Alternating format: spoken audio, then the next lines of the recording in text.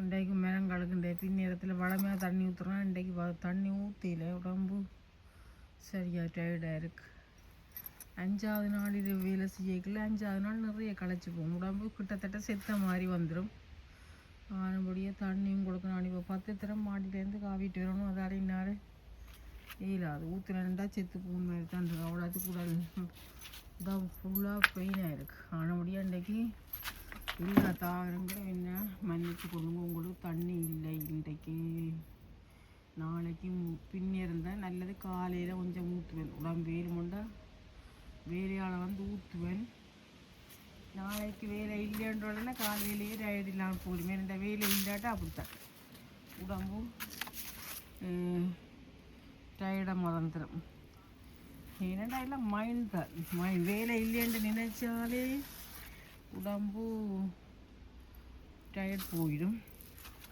ஒரே ஒரு வாளி உணர்ந்து இப்போ இந்த சின்ன மரங்களுக்கு மட்டும் ஊற்றிருக்கணும். இல்லாத அதுவும் ஒரு கொஞ்சம் கொஞ்சமாக பாருங்க. அப்படியே பக்கத்து வீட்டுக்காரர்கிட்ட காடுனா பார்ப்போம். பக்கத்து வீட்டில் பூக்கள்லாம் அதிகம் பாருங்க. பூ இருக்குது, எல்லா கலரும் பூ இருக்குது. இந்த பூ இருக்கிறதால இந்த பிளான்ட்டுக்கு தான் நிறைய வண்ணத்தை பூச்சி வரும். அதால் இந்த முறை எனக்கு நிறைய காய்கள் காய்க்கிறது இது ஒரு காரணம் தான்.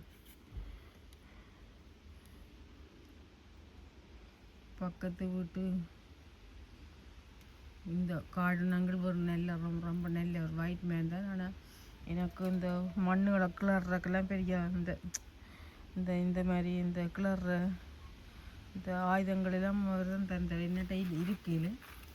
அதால் நான் எல்லாம் அந்த மண்ணை கிண்டி இப்படி வளப்படுத்தி பயிரை செய்தேன். நான் நல்ல மேன். ஆனால் அடுத்த வீட்டு பக்கத்து மேன் அவர் ஒயிட் மேன் தான். ஆனால் அவர் சரியில்லை.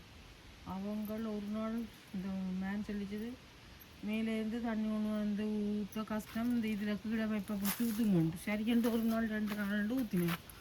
ஆனால் அந்த மேன் சொல்லிச்சார். அந்த மேனிட்ட வாய்வு சொல்லிச்சுது அடுத்த நாள், ஐயோ இந்த வாய்க்கில் தண்ணியெல்லாம் எடுக்காதீங்க, ஊற்றாதீங்க, எங்களுக்கு ஹீட் வாட்டர் வருது, இப்போ கூல் வாட்டர் வருது இல்லை, கொஞ்சம் ப்ராப்ளமாக இருக்குது. அப்போ எனக்கு விளங்கிடுது. ஓகே தண்ணி பில் கூட மாக்குண்டு ஓகே சரி என்று போட்டு நானும் பிறகு அதோட நிப்பாட்டிட்டு மாடியில் இருந்து கொண்டு ஊற்றுறேன். அது எல்லாருக்கும் நல்ல மனசு இல்லைத்தான். ஆனால் இந்த தோட்டத்தில் விளைஞ்ச பொட்டாட்டோ முழுக்க அந்த தண்ணி எடுக்க வேண்டாம்னு சொன்ன அந்த வயிற்றில் அடிக்கத்தான் நான் முழு பொட்டாட்டோவும் கொடுத்தது. ஏனென்றால் இங்கே சின்ன புள்ளிகள் இருக்குது, சின்ன பொடிகள் 2 இருக்குது. அதுகளுக்காண்டி கொடுத்துட்டேன். பிடுங்கக்கா அந்த லேடி பார்த்தோன்னுன்றது தண்ணி எடுக்க வேண்டாம்னு சொன்னதான் நான் வெஜிடபிள் பிடுங்கக்க பார்த்தோன்னு இருந்துச்சு பொட்டாட்டோ. ஆனால் முழு பொட்டாட்டோவும் அந்த லேடிக்கு தான் கொடுத்துருக்குறேன். ஏனென்றால் நான் பொட்டாட்டோ சாப்பிட்றதில்ல. எனக்கு என்ன சும்மா பூராணிகளோட கொடுத்துட்டேன். ஒவ்வொரு மைண்ட் ஒவ்வொரு மாதிரி.